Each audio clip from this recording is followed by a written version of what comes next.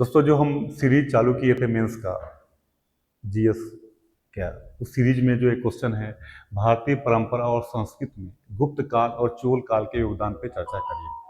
Discuss the main contribution of Gupta period and Chola period to Indian heritage and culture. अब इस question में देखो बड़ा इंपॉर्टेंट क्वेश्चन है। अगर देखा जाए तो भारतीय परंपरा और संस्कृति में गुप्त काल और चोल काल के योगदान पे चर्चा करिए। मतलब हमें दोनों बताना है, इंडियन ट्रेडिशन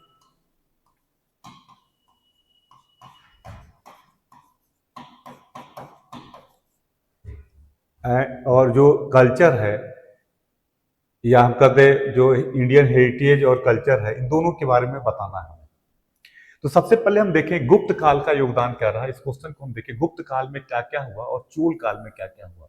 इस पे हम दोनों को देख लें, भारतीय परंपरा और संस्कृति में क्या क्या विरासत में क्या क्या दिया गया, इन दोनों चीजों को हमें देखना है। सबसे पहले हम गुप्त काल को देखें।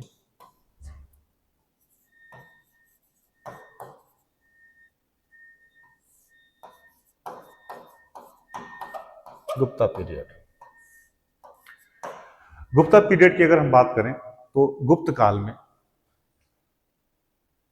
जो सबसे बड़ा योगदान रहा, इस काल में भारतीय कल्चर में अगर देखें हम, इस काल में आपको पता होगा, अगर राजा की हम बात करें तो आपको पता है कि चंद्रगुप्त प्रथम, समुद्रगुप्त हुआ जिसको भारत का नेपोलियन कहा जाता है पॉलिटिकल इतिहास में, जिसने उत्तर के प्रति अलग नीति अपनाई, दक्षिण के प्रति अलग नीति अपनाई। उत्तर भारत में कहा जाता है कि प्रस्फोटोरण की नीति अपनाई, उत्तर भारत के राज्यों को उखाड़ फेंका।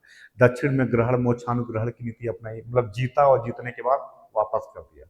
इसी बात सीमावर्ती प्रदेशों में अलग नीति अपनाई, जो गणराज्य थे उनके प्रति अलग नीति अपनाई। तो इस प्रकार से गुप्ता पीरियड ने पूरा अलग अलग तरीके से इसने काम किया। इस काल में कल्चर में हम देखें तो काफी चीजें दिखाई देती है। अगर एक एक एरिया को देखें, हम सबसे पहले धर्म में देखें। अगर हम बात करें धर्म में, गुप्त काल में धर्म में इनका क्या योगदान रहा, तो आपको याद होगा इस काल में शैव और वैष्णव धर्म का काफी विकास हुआ। शैव और वैष्णव धर्म का काफी विकास हुआ। धर्म का विकास हुआ। भक्ति की अवधारणा पूर्ण रूप से स्थापित हो गई। भक्ति की अवधारणा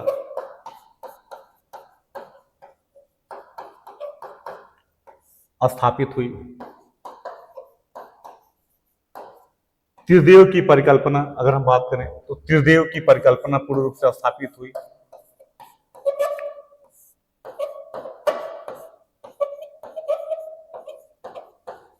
त्रिदेव की परिकल्पना पूर्ण रूप से स्थापित हो गई। भक्ति की अवधारणा, त्रिदेव की परिकल्पना पूर्ण रूप से स्थापित हो गई। इसके अलावा अगर हम देखें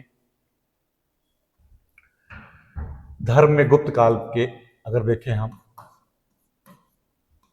तो हमने बताया कि गुप्त काल के धर्म में मतलब शैव और वैष्णव, मैंने पहले ही लिख के बताया कि शैव और वैष्णव का पूरा विकास हुआ। त्रिदेव की परिकल्पना आ गई, भक्ति की अवधारणा आ गई, अवतारवाद का विकास हुआ। अवतारवाद की अवधारणा आ गई। ये सब पॉइंट है जो फिर अवतारवाद की अवधारणा आ गई। विष्णु के यहां तक कि गौतम बुद्ध को भी विष्णु का अवतार मान लिया गया। तो इन हिंदू कह सकते हैं कि 9 हिंदू धर्म जो आज हमें दिखाई देता है वो पूर्ण रूप से यही स्टेब्लिश हुआ। 9 हिंदू धर्म पूर्ण रूप से स्थापित हो गया।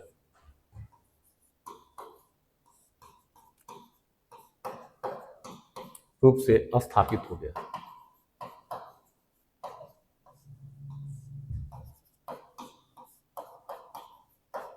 नौ हिंदू धर्म यहाँ पे पूर्ण रूप से स्थापित हो गया, पूर्णतः स्थापित हो गया 9 हिंदू धर्म। ये सबसे बड़ा प्लस पॉइंट रहा है यहाँ पे। इसके अलावा अगर हम देखें, इसके अलावा अगर हम यहाँ पे दूसरा पॉइंट देखें तो सबसे बड़ा मुद्दा ये जो सबसे बड़ा जो पॉइंट हमें समझ में आता है यहाँ पे गुप्त काल में, कि मंदिर निर्माण में आप देखोगे तो मंदिर निर्माण में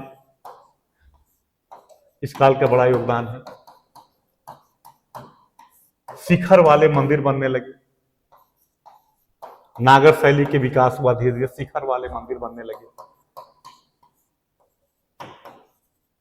आपको याद होगा देवघर का 10 अवतार मंदिर मैं लिख दूं, आप देखो पहला मंदिर है देवघर का जो झांसी में है यूपी के, देवघर का 10 अवतार मंदिर।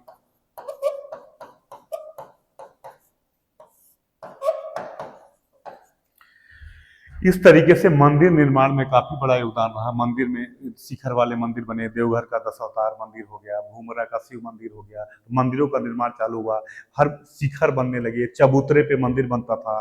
मतलब अगर देखें तो मंदिर की एक चबूतरा होता था, चबूतरे के ऊपर गर्भगृह, चबूतरे के ऊपर मंदिर बनाया जाता था, मतलब सीढ़ियां होती है चढ़ने के लिए, गर्भगृह होता था जहां मुख्य मतलब मंदिर के कंपोनेंट है जो आज मंदिर निर्माण की जो नागर शैली की शुरुआत होती है, तो आज भी ये चीजें दिखाई देती है। जैसे हम एग्जाम्पल के रूप में देखें अगर, तो शिखर, चबूतरा, गर्भगृह,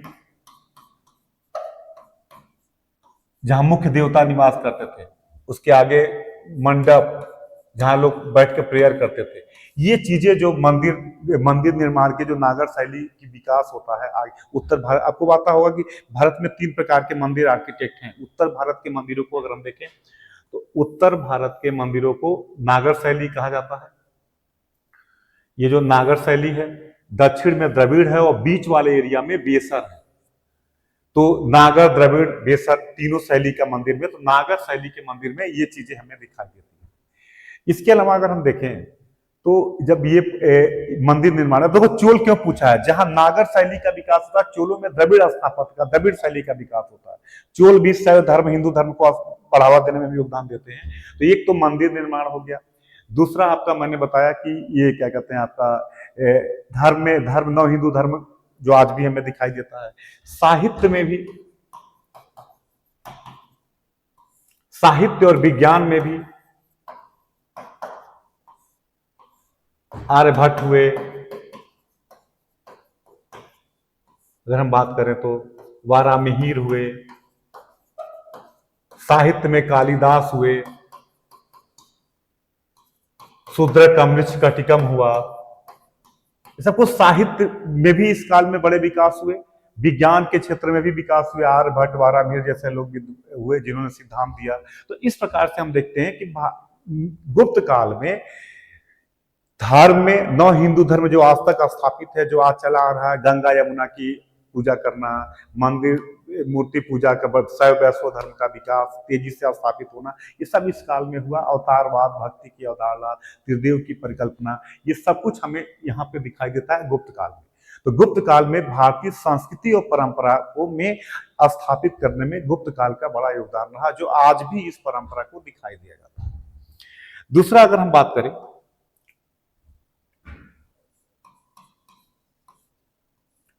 जब हम चोल काल की बात करते हैं, चोल काल की जिसकी स्थापना विजयालय ने किया था। चोल तो ऐसे चेर चोल पांड्य रहे संगम काल में, बाद में अंधकार युग आ गया और बाद में पल्लवों के सामंत के रूप में चोलों का उद्भव होता है। और चोल काल में विजयालय की, इसमें बड़े फेमस शासक हुए, राजराज हुआ जो श्रीलंका तक की विजय किया था, राजराज ने श्रीलंका की विजय किया था। दक्षिण पूर्व, इसका लड़का राजेंद्र प्रथम ने श्रीलंका की पूर्व विजय की, दक्षिण पूर्वी एशिया तक की विजय हुआ, मालदीव, कलिंग, तो एक बड़े एरिया पे इन लोगों ने काम किया। इनका भी बड़ा योगदान है। सबसे पहला तो देखें, दक्षिण पूर्वी एशिया तक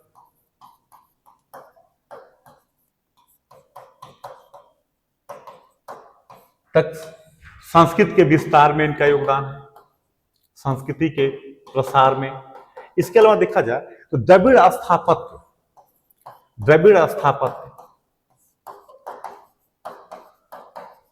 जो पल्लवों के काल से चालू होता है, चोल के काल में अपने चरम पे पहुंच जाता है। इस काल में चरम पर पहुंच जाता है।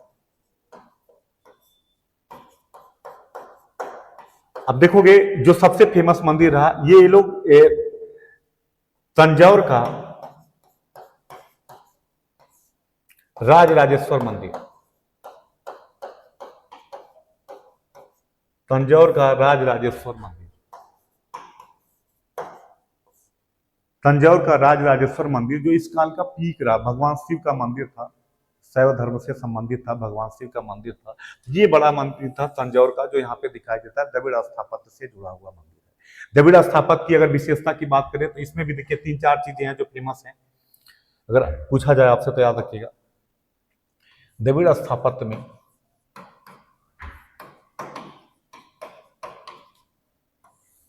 यहाँ पे विमान कहते थे, शिखर होता था, जो भी इसको विमान जो पिरामिड के आकार का होता था, जो मैंने पहले भी पिरामिड के आकार का होता था।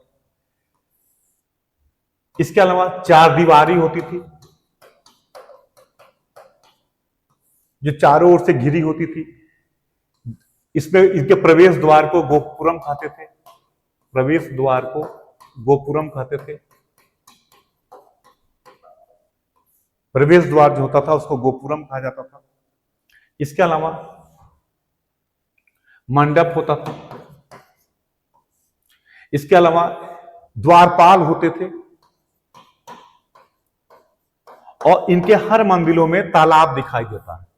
तो ये जो द्रविड़ स्थापत्य है, जो वर्तमान ये द्रविड़ स्थापत्य की विशेषताएं पीक पे चोलों के काल में आती है। तो चोल का एक बड़ा योगदान है इस काल में। इसके अलावा धार्मिक आंदोलन, अलवर और नैनार, और नैनार का मूवमेंट भी समाज में इस काल में दिखाई देता है। जो आगे भक्ति आंदोलन जो हम करते हैं शुरुआत होती है, ये भी यहाँ पे इस काल में दिखाई देगा। शैव धर्म का विकास दिखाई देता है। शैव धर्म का वो दिखाई देता। मूर्तियां में कांसे की मूर्तियां बनती थी, नटराज की मूर्तियां दिखाई देती हैं। तो इस प्रकार से इस काल में भी हम देखते हैं कि दक्षिण भारत में जैसे गुप्तों ने उत्तर में नव हिंदू धर्म को एक परंपरा स्थापित किया, मंदिर निर्माण, साहित्य कला में तमिल साहित्य का विकास यहाँ भी दिखाई देता है। तो इस तरीके से दक्षिण में भी चोलों ने एक बड़े लेवल पे इसकी स्थापना की। इस प्रकार से हम दोनों, तो इस क्वेश्चन को हम ऐसे बताएंगे। सबसे पहले हम बताएंगे दोनों का योगदान है। गुप्त के बारे में थोड़ा सा बताएंगे, इनका कला, धर्म, साहित्य जो मैंने बताया, इनको इनके बारे में पूरी कला, धर्म, साहित्य,